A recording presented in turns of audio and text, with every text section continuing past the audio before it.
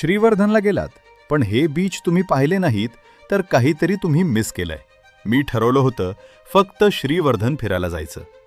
पण मला माहीत नव्हतं हा प्रवास मला माझ्याच आत इतका खोल घेऊन जाणार आहे. पहिल्यांदा मी आर्वी बीचला आलो. सोन्यासारखी वाळू पायाखाली सरकत होती आणि पहिल्यांदाच इतक्या दिवसांनी मी शांत उभा राहिलो होतो. डोळ्यात नकळत थोडं हलकं पाणी आलं, कारण मला आठवलं मी किती धावत होतो जीवनापासून. मग शेखाडी बीच. लाटा इतक्या जोरात आदळत होत्या की वाटलं जणू त्या माझ्या आतल्या सगळ्या वेदना बाहेर काढत आहेत.